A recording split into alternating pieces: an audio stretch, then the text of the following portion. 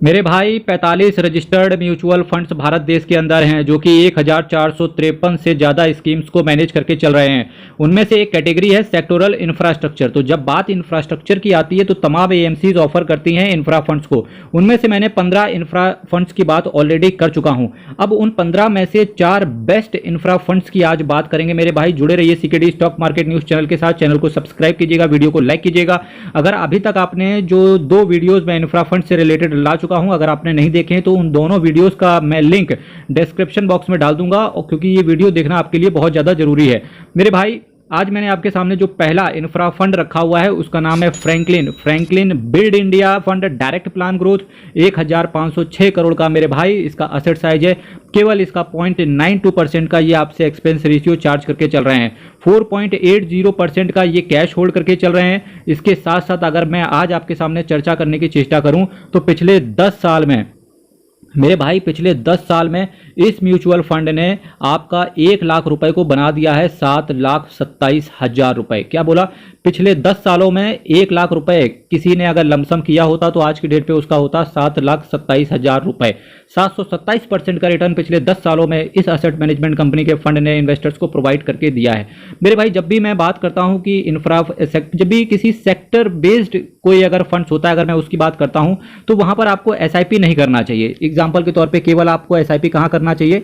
Small cap, mid cap, large cap, flexi cap, index fund, multi asset allocation fund, multi cap fund, आपको यहां पर SIP करनी चाहिए। आप जब सेक्टोरल इन्वेस्टमेंट करें तो डेफिनेटली जब स्टॉक मार्केट एक थोड़ा सा पीछे खिसके तो आपको लमसम कर देना चाहिए और उसके बाद भूल जाना चाहिए कि भाई साहब 5,000 रुपए से मैंने लमसम कर दिया या 10,000 रुपए से मैंने लमसम कर दिया। अपनी श्रद्धा के अनुसार या 1 लाख रुपए लमसम डाल के छोड़ दिए और देखा जाएगा 10-15 साल के बाद। तो ये फायदा रहता है सेक्टर बेस्ड। जब भी आप इन्वेस्ट करने जाएं तो आप हमेशा लमसम करें, तभी आपको बेनिफिट मिलेगा। चलिए बात करते हैं अब नेक्स्ट म्यूचुअल फंड की।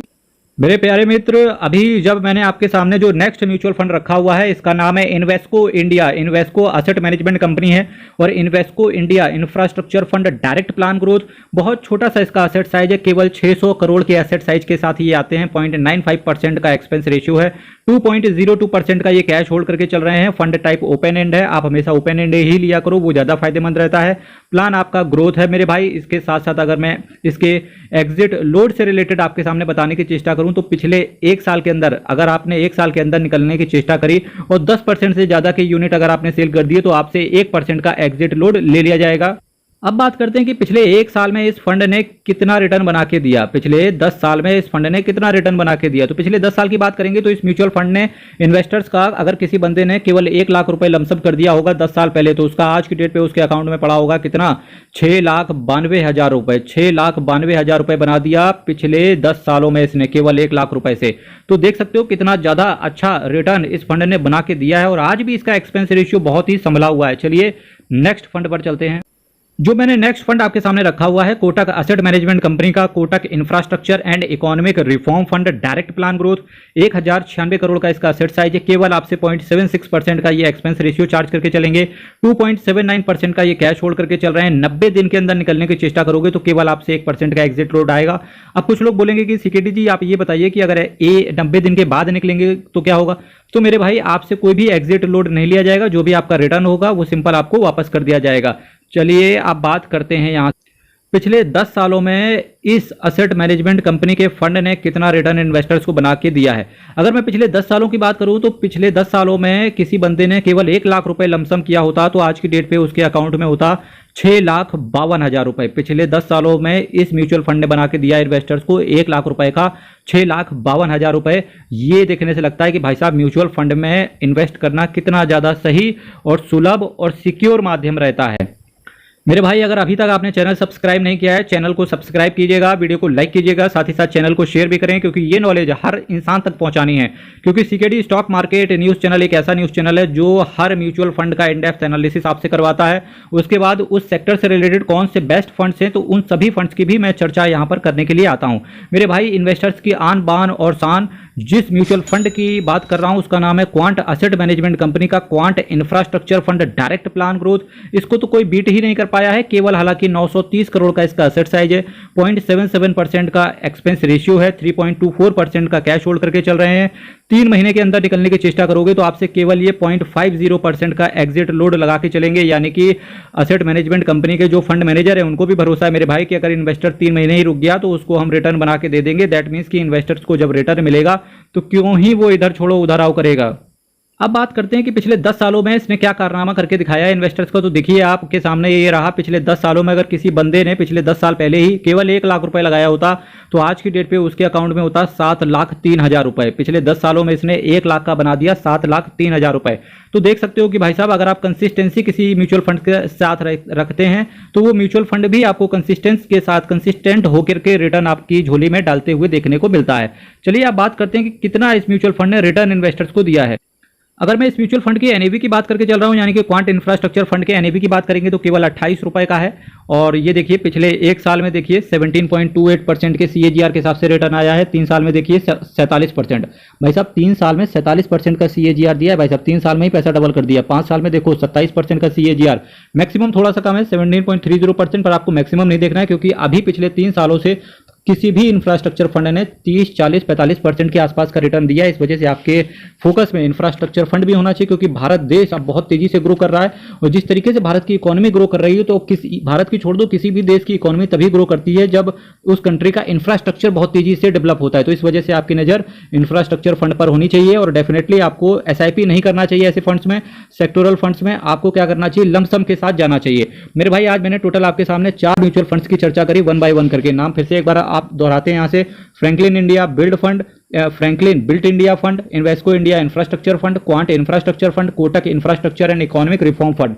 इसके अलावा इंफ्रास्ट्रक्चर सेक्टर से रिलेटेड आज की डेट पे अगर मैं बताऊं कोई भी फंड अगर आपके पास है तो डेफिनेटली उसका आप रिव्यू करवाएं, क्योंकि मुझे ऐसा लगता है कि वो फंड आपके पास खराब ही होगा किसी ना किसी रीजन की वजह से।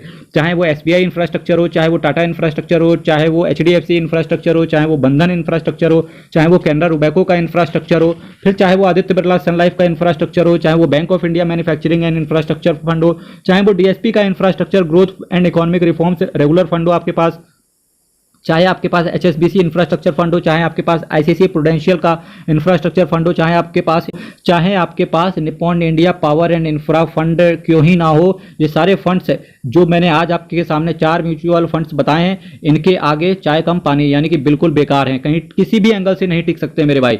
वक्त तो हो चला है कमेंट्स को पढ़ने का, तो सबसे पहले कमेंट्स देखिए 6595 का है, गुड, बहुत बढ़िया, कमेंट्स करते रहिए। 6818 ने लिखा है axis small cap and Mahindra Manu life small cap का एक वीडियो प्लीज। चलिए वीडियो दिखा देते हैं इनको।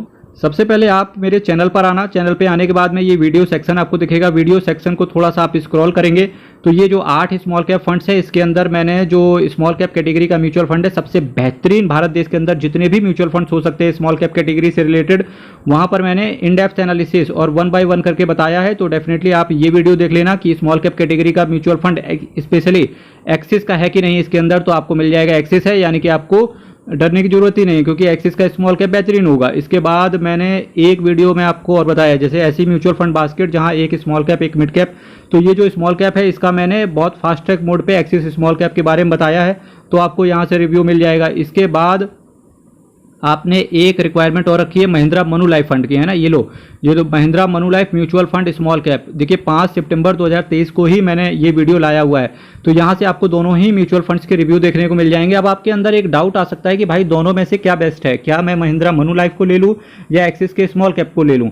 तो देखिए अगर आपको सचिन और सहवाग में से आपको एक को चुनना पड़े, आपको अपने पोर्टफोलियो यानी कि अपनी टीम के अंदर, तो आप किसे चुनोगे? डेफिनेटली है कोई भी कंफ्यूज हो जाएगा क्योंकि अगर सचिन कंसिस्टेंट होकर खेलता है तो सहवाग बहुत ताबड़तोड़ तरीके से बैटिंग करता है, तो वैसा ही कुछ आंसर यहाँ पर भी होगा। तो ठीक है, अब आंसर इसका यही होगा कि भाई एक्सपीरियंस एक के पास है, किसके पास है? एक्सपीरियंस होल्डर जो है वो एक्सिस स्मॉल कैप के पास एक्सपीरियंस है, पिछले 10 सालों से काम कर रहा है। महिंद्रा मनु लाइफ अभी अनाड़ी यानी कि एक नया फंड है, पर हाँ रिटर्न बहुत तेजी से दे रहा है, ये ताबड़तोड़ तरीके से रिटर्न इन्वेस्टर्स को बना के दे रहा है। दोनों ही म्यूचुअल फंड सही हैं क्योंकि अगर एक के पास रिटर्न है तो दूसरे के पास एक्सपीरियंस है। पर आपको एक्सिस का जो स्मॉल कैप है यहाँ पर आप SIP के लिए इसको देखें। और महिंद्रा मनुलाइफ का जो स्मॉल कैप है आपको लमसम के लिए यहाँ पर देखना चाहिए। महिंद्रा मनुलाइफ आपको तेजी से बढ़ते हुए देखने को मिलेगा, बट आपको एक्सिस स्मॉल कैप पे कंसिस्टेंसी देखने को मिलेगी। दोनों ही वीडियो मैं डिस्क्रिप्शन बॉक्स में डलवा देता हूं मेरे भाई, वीडियो आप देखिएगा। इसके बाद भी कोई डाउट आए तो आप अबाउट सेक्शन में जाना, मेल आईडी और व्हाट्सएप पड़ा हुआ है, आप मेरे से वहां से डायरेक्टली जुड़ सकते हो। अपने कमेंट्स करते रहिए, कोई भी नया जुड़ रहा है तो मेरे भाई कमेंट कीजिए, मैं रिव्यू देता हूं उस चीज़ का, ठीक है। हर वीडियो के बाद एक मैं रिव्यू लेकर के आता हूं। बहुत बहुत धन्यवाद, कल फिर मिलेंगे।